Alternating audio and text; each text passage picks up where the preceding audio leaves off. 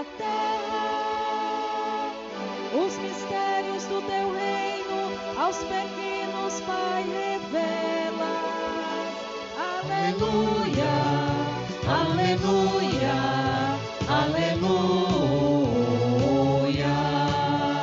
aleluia, aleluia, aleluia. O Senhor esteja convosco. Ele está no meio de nós. Proclamação do Evangelho de nosso Senhor Jesus Cristo segundo Mateus. Glória a vós, Senhor. Naquele tempo disse Jesus a seus discípulos: o reino dos céus é como um tesouro escondido no campo. O homem o encontra e o mantém escondido. Cheio de alegria ele vai, vende todos os seus bens e compra aquele campo. O reino dos céus também é como um comprador que procura pérolas preciosas. Quando encontra uma pérola de grande valor, ele vai, vende todos os seus bens e compra aquela pérola. O reino dos céus é ainda como uma rede lançada ao mar, que apanha peixes de todo tipo. Quando está cheia, os pescadores puxam a rede para a praia, sentam-se e recolhem os peixes bons em cestos e jogam fora os que não prestam. Assim acontecerá no fim dos tempos. Os anjos virão para separar os homens mais maus dos que são justos, e lançarão os maus na fornalha de fogo, e haverá choro e ranger de dentes. Compreendeste tudo isso? Eles responderam: sim. Então Jesus acrescentou: assim, pois, todo o mestre da lei, que se torna discípulo do reino dos céus, é como um pai de família, que tira do seu tesouro coisas novas e velhas. Palavra da salvação. Glória a vós, Senhor. Esse evangelho de Mateus, capítulo 13, de 44 a 52.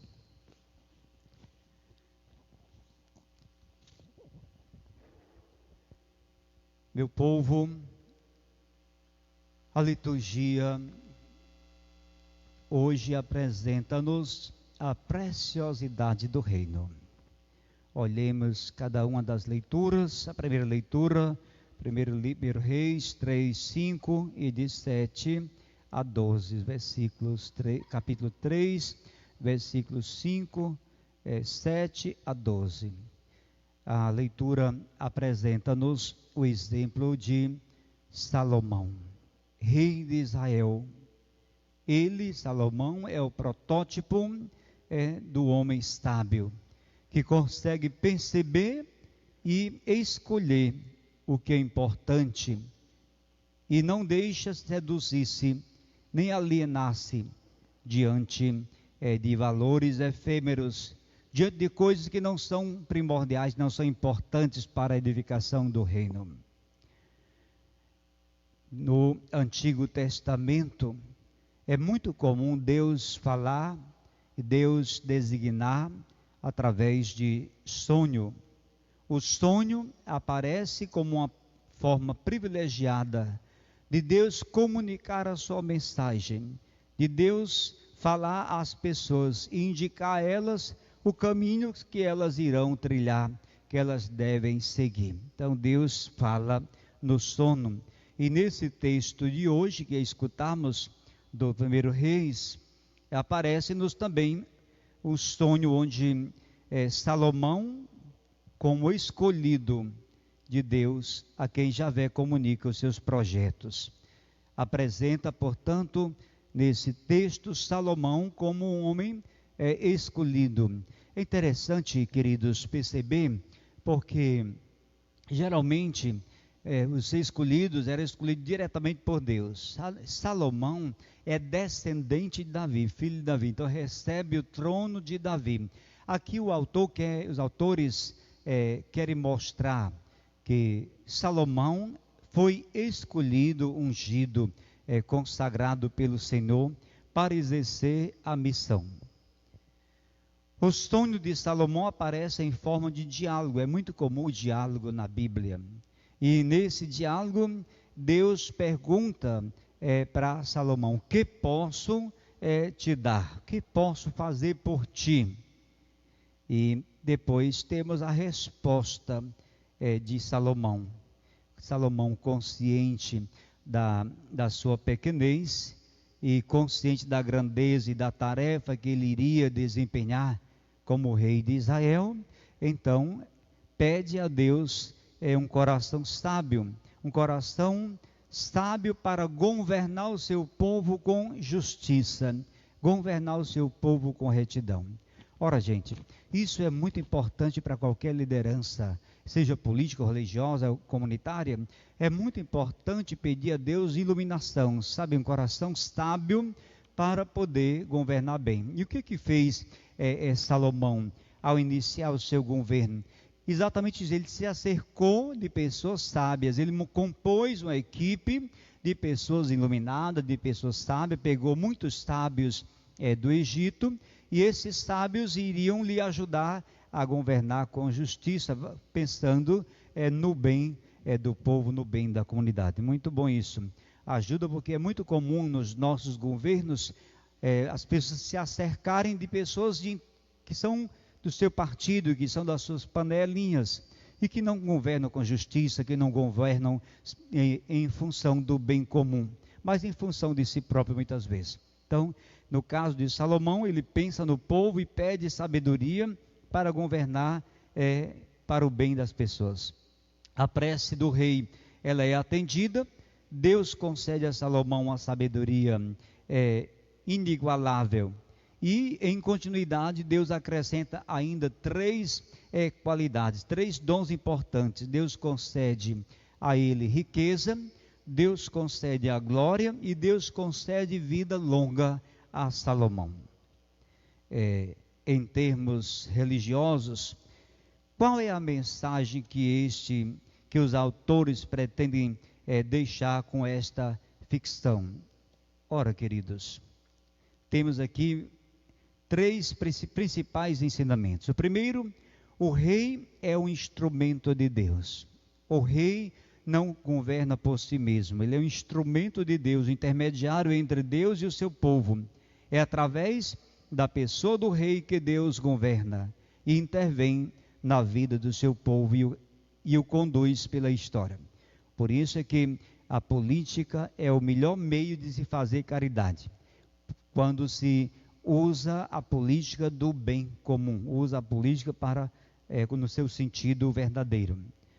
Depois o texto mostra que Salomão não concebeu o seu papel como um privilégio particular, que podia ser usado em benefício próprio. Ele não usa o seu governo, a sua sabedoria para o seu bem próprio, mas sim como um ministério que lhe foi confiado por Deus. Isso é interessante. Deus me deu uma missão. Acho que todo governante deveria ter isso. Deus me confiou através do povo uma missão para o bem do povo, governar para o bem do povo.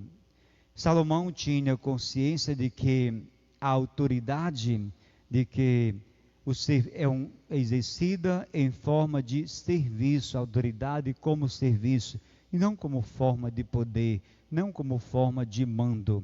Um serviço que deve ser exercido com sabedoria, e que o objetivo final desse serviço é exatamente a realização do bem comum, do bem de todos. E finalmente o texto sublinha a qualidade da resposta de Salomão.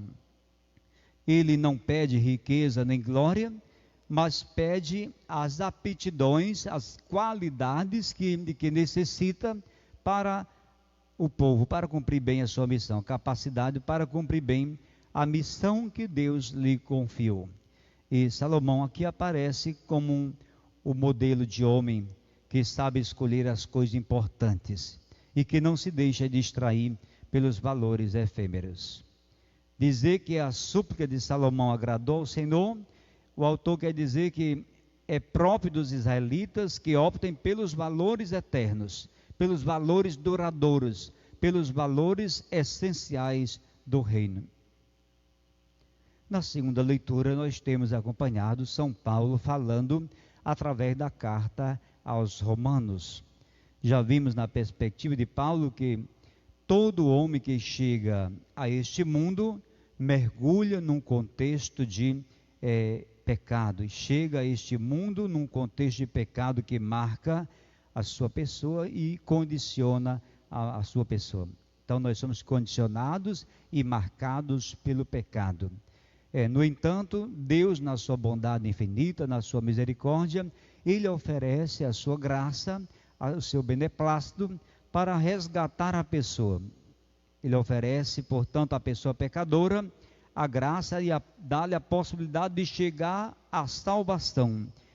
Isso nós encontramos em Romanos 3, 21 até 4, 25. E depois é em Jesus Cristo que esse dom de Deus se comunica ao homem.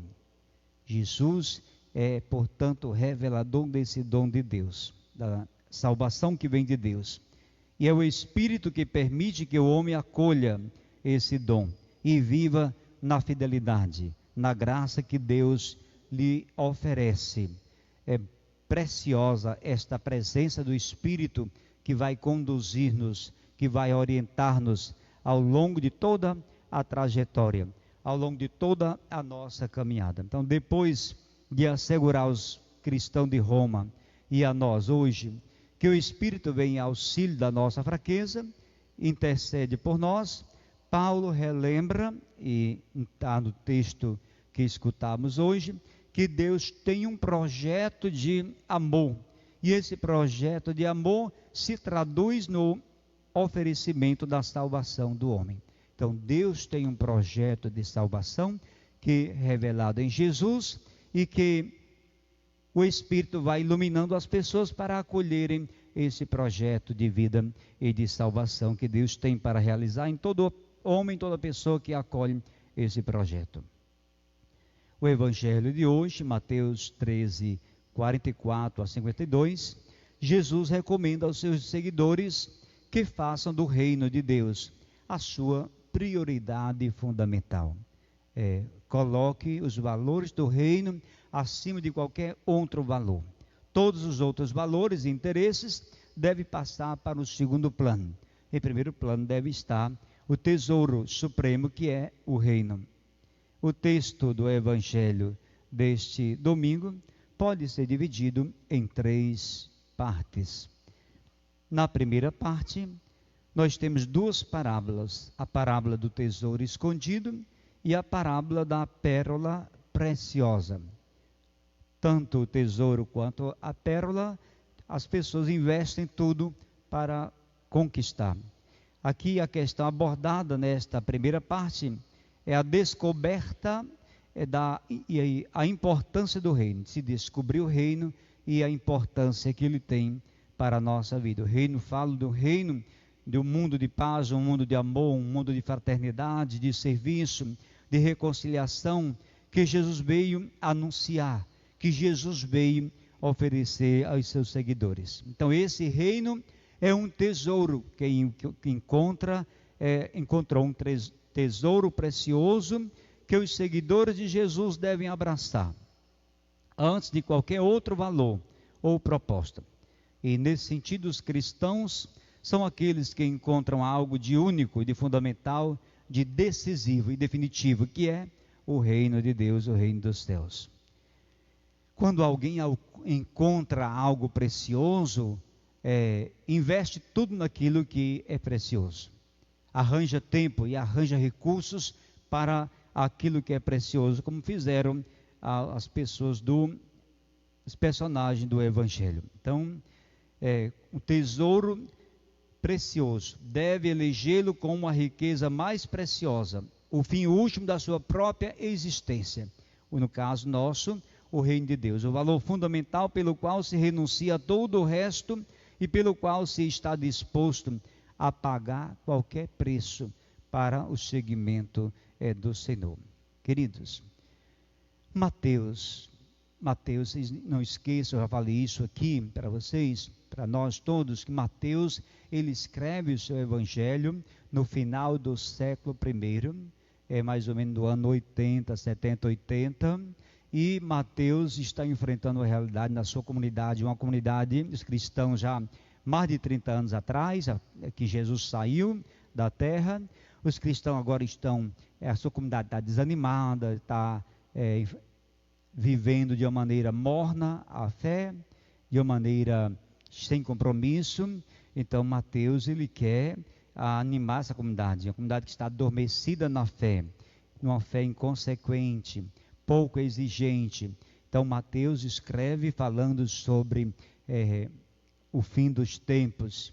Nós vimos no joio e no trigo, e esta outra parábola vai na mesma direção, né? Então ele escreve para ajudar, que é preciso redescobrir e optar decisivamente por esse valor mais alto, que deve estar, que deve dar sentido à vida de qualquer cristão, que é o reino. O reino é o valor mais importante do que todos os outros valores. Na segunda parte, Mateus apresenta o reino na imagem de uma rede lançada ao mar, que apanha peixes de todo tipo. Esta parábola, ela se assemelha com do joio e do trigo. A referência que Mateus faz ao juízo final é uma forma de exortar a sua comunidade no sentido de escolherem decididamente o reino e pôr em prática as propostas de Jesus. Está entendendo? Mateus está preocupado com isso. A comunidade está abraçando outras propostas, outros caminhos, outros valores, está se distanciando do valor cristão. Isso para nós é interessante, queridos. Hoje também muita gente está vivendo uma fé morna, está vivendo na indiferença religiosa, muita gente está distante de Deus, e vai chegar um momento em que as pessoas vão prestar conta da missão recebida, daquilo que fizeram da missão, viveram de uma forma inerte, um projeto que era para ser de uma forma comprometida. Então, é preciso tomar consciência do que somos e daquilo que temos que realizar neste mundo. A referência que Mateus, portanto, apresenta é para que todos decidam pelo reino de Deus, coloque o reino em primeiro plano. Na terceira parte desse evangelho, Mateus apresenta um breve diálogo entre Jesus e os discípulos. E nesse diálogo nós temos uma espécie de conclusão de todo este capítulo. E Mateus sugere que o verdadeiro discípulo de Jesus é aquele que escuta, aquele que compreende. Não só escuta, mas compreende. E compreender para o teólogo Mateus, para o catequista Mateus, significa prestar atenção. E não só comprometer-se, prestar atenção e comprometer-se com o ensinamento proposto. Então, é isso que ele dá um toque nessa terceira parte sobre esses valores. Os cristãos são convidados, portanto, a descobrir a realidade do reino e entender as suas exigências, abraçando e comprometendo-se com os seus valores.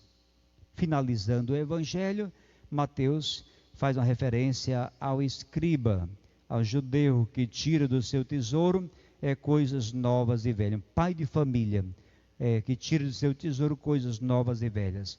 Aqui ele estava na referência àqueles que se converteu, ao escriba, ao judeu que se converteu ao cristianismo, à proposta de Jesus. Ele é capaz de tirar do seu tesouro coisas novas, velhas do Antigo Testamento, e referir-se com coisas novas do Novo Testamento. Então, convidados para refletirem essas velhas promessas à luz da proposta nova, da proposta de Jesus que ele apresenta, que é o novo. É essa dialética sempre exigente e questionante que o verdadeiro discípulo encontra o caminho para o reino.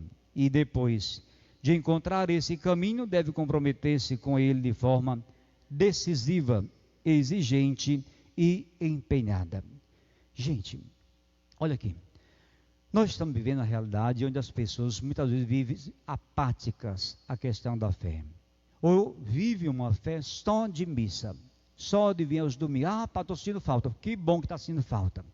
Que esteja sentindo falta. Mas não é, isso é para ensinar que a fé não é para ser vivida só de missa dominical. Nós temos muitas formas de viver a nossa fé. A igreja não está ausente. Você não está deixando de ser igreja, nem de trabalhar a tua fé quando você reza em círculo bíblico, quando você reflete, quando você medita a palavra, quando você faz a novena, quando você estuda um texto, você está sendo igreja. Isto alimenta a fé. Porque muitas vezes alguém se habitua, só vem à igreja, não entende nada do que o padre falou, não sabe o que significa o mistério, nem valoriza. Tem gente que até durante a missa dá receita de bolo. Então, é coisa absurda. Então, Mateus está exatamente questionando esse tipo de fé. Fé medíocre, fé que não tem compromisso, fé que não leva a uma transformação da realidade. E nós precisamos estar atentos a esta transformação que passa por nós, como sal da terra e luz do mundo. Então, que Deus abençoe, que Deus proteja todos vocês, todos nós, e nos ajude a viver uma fé comprometida, uma fé que seja sinal do reino de Deus. Amém? Louvado seja nosso Senhor Jesus Cristo. Para sempre seja louvado. Creio